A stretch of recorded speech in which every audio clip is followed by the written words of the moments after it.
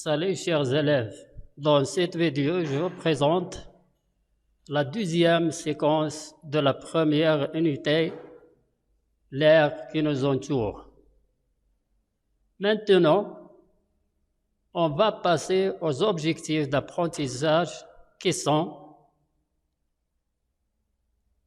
connaître le mouvement de l'air dans l'atmosphère, expliquer la naissance du vent,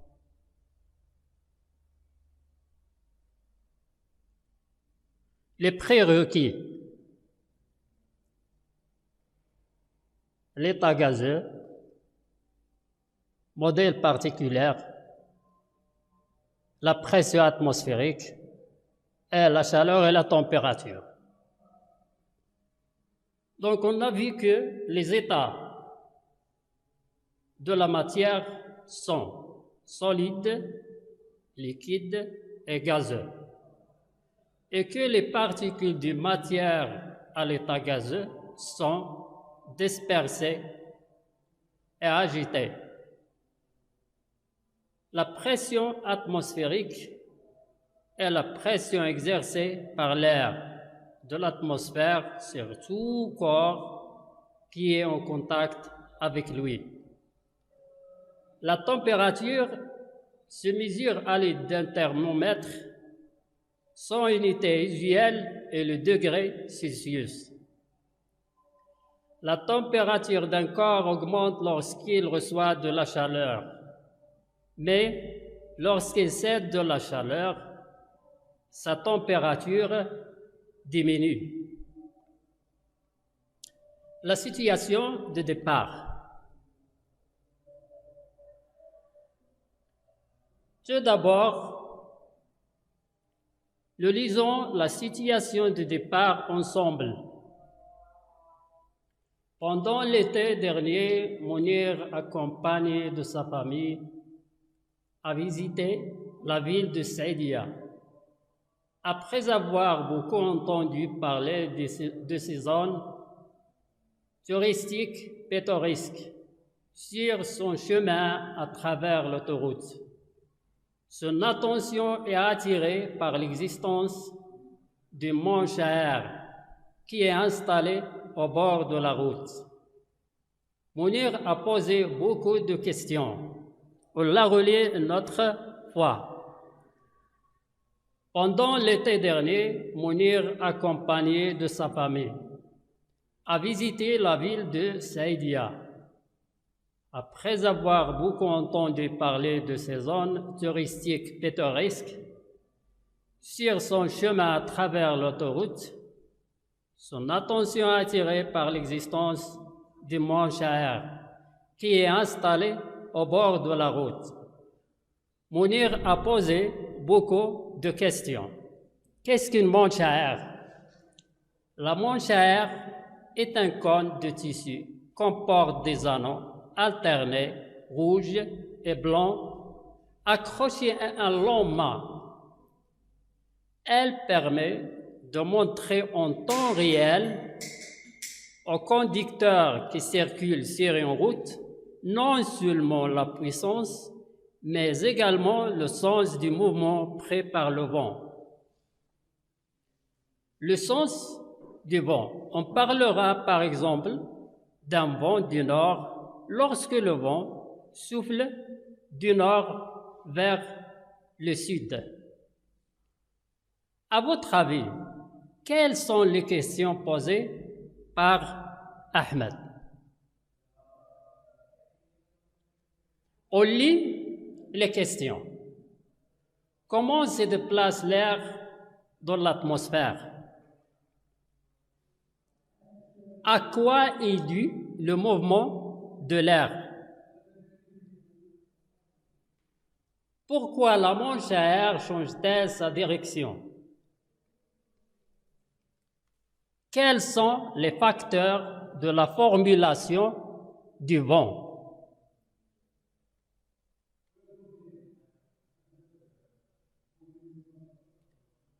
Après avoir compris la situation de départ,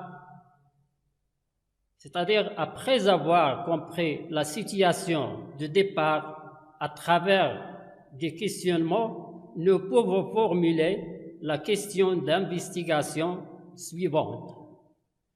À quoi est dû le vent et comment se forme-t-il?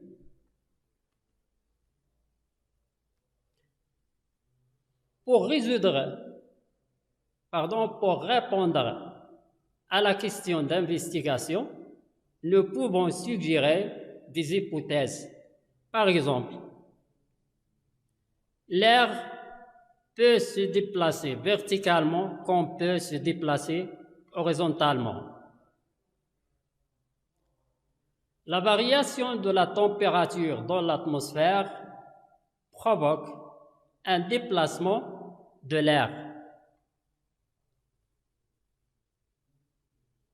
La variation de la pression atmosphérique entre les zones provoque un déplacement de l'air. Le vent résulte d'un mouvement horizontal de l'air. Pour vérifier ces hypothèses, on réalise les activités suivantes.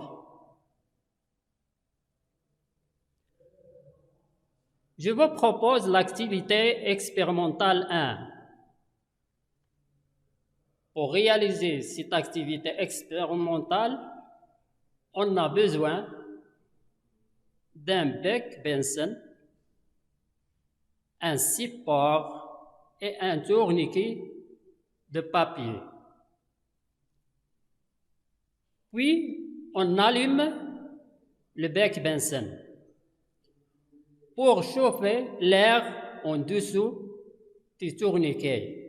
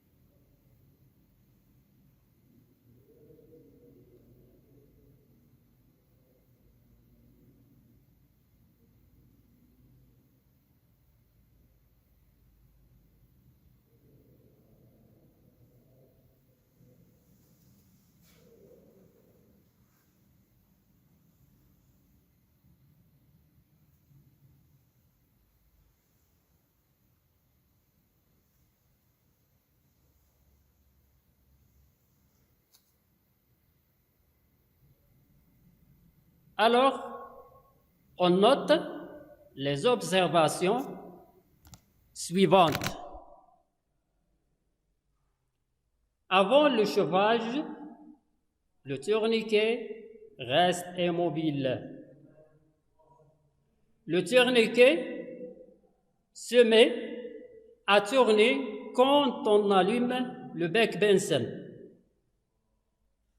Lorsque le débit de gaz augmente, la vitesse de rotation du tourniquet augmente. Alors, à quoi est dû le mouvement du tourniquet? On répète la question. À quoi est dû le mouvement du tourniquet? Le mouvement du tourniquet est dû au mouvement de l'air. Donc, dès que le bec Benson est allumé, l'air en dessous du tourniquet reçoit de la chaleur et sa température augmente. Lorsque la température de l'air augmente, cet air devient chaud et léger. Il se déplace verticalement de bas vers le haut. Ce mouvement crée un courant d'air qui fait tourner le tourniquet. Alors, la pression dans cette zone, c'est-à-dire la zone située entre le tourniquet et le bec Bunsen, diminue. Dans une zone à haute température, l'air s'échauffe et s'élève, ce qui diminue la pression atmosphérique dans cette zone. Mais dans une zone à basse température,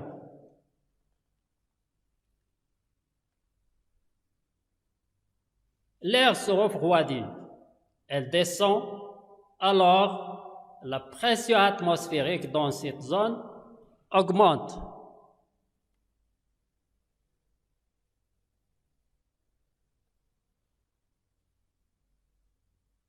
Je vous propose l'activité expérimentale 2. Donc, on a besoin des supports et de feuilles de papier. On place les 2 feuilles parallèles, puis on souffle dans l'espace entre elles et on note les observations.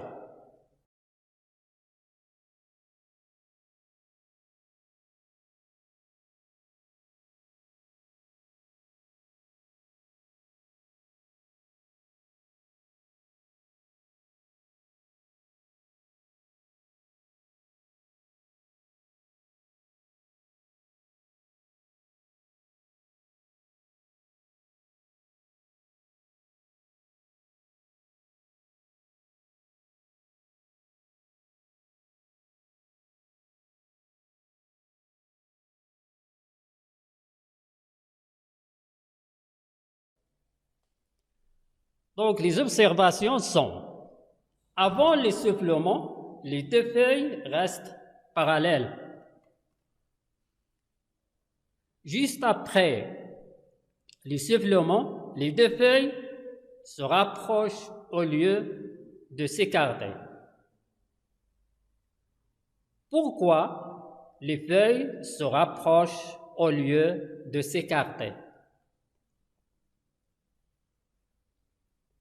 Les feuilles se rapprochent sous l'effet d'un mouvement horizontal de l'air. Lors de l'essoufflement, la pression dans la zone située entre les 2 feuilles diminue.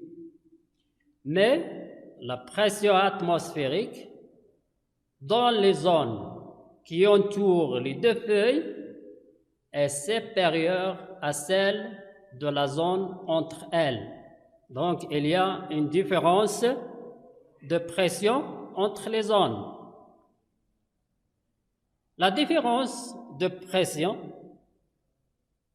créée par l'essoufflement provoque un mouvement horizontal d'air qui fait rapprocher les 2 feuilles.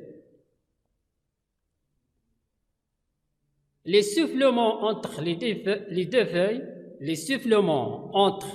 feuilles crée une zone de basse pression entre elles, alors que la pression dans les zones autour d'elles est plus grande, ce qui provoque un mouvement horizontal de l'air. Voilà le bilan. On a des zones à basse température. On a des zones à basse température et des zones à haute température. Dans les zones à basse température, ces zones de haute pression. Mais dans les autres zones, les zones à haute température, ce sont des zones de basse pression. Donc, la différence de pression atmosphérique entre les zones provoque un mouvement horizontal d'air appelé le vent.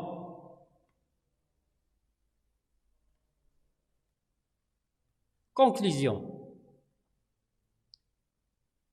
Le vent est un mouvement horizontal d'air des zones de haute pression vers les zones de basse pression. Réinvestissement. Voilà une carte météorologique. Dans cette carte météorologique, on a des courbes appelées isobars. Chaque courbe joigne les points de même pression. Au-delà de 13 hectopascales, on utilise le terme d'anticyclone A. En dessous de 13 hectopascales, on utilise le terme de dépression D. Donc voilà quelques questions. Les zones notées D sont-elles de basse ou haute pression? Les zones notées A sont-elles de basse ou haute pression? La question numéro 2, de quelle zone de pression et vers quelle autre zone de pression le vent se déplace-t-il? Pour la question 1A, D, c'est la zone de basse pression, mais A, c'est la zone de haute pression. On a vu que le vent se déplace ou se souffle des zones de haute pression vers les zones de basse pression. C'est-à-dire que le déplacement du vent sera de la zone d'anticyclone vers la zone de dépression. Voilà cet exercice. La figure ci-contre montre deux régions de l'atmosphère terrestre. La pression en A est différente de la pression en B. La flèche indique le sens du mouvement horizontal des masses d'air. Quelle est la cause du mouvement horizontal des masses d'air entre les deux régions A et B? Des mesures de pression ont donné les deux résultats suivants. 984 hectopascales et 1012 hectopascales.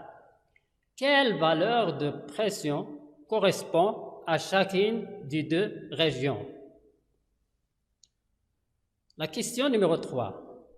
Comment appelle-t-on le mouvement horizontal des masses d'air?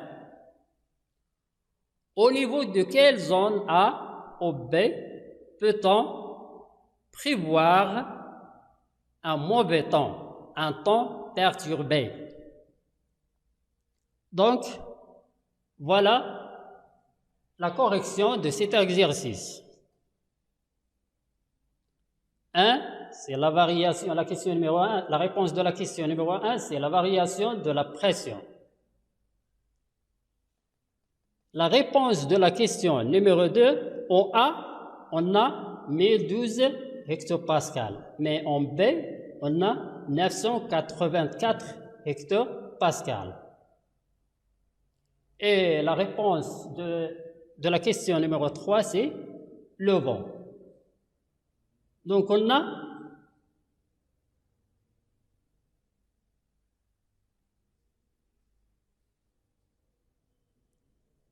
un mauvais temps au niveau de la région B.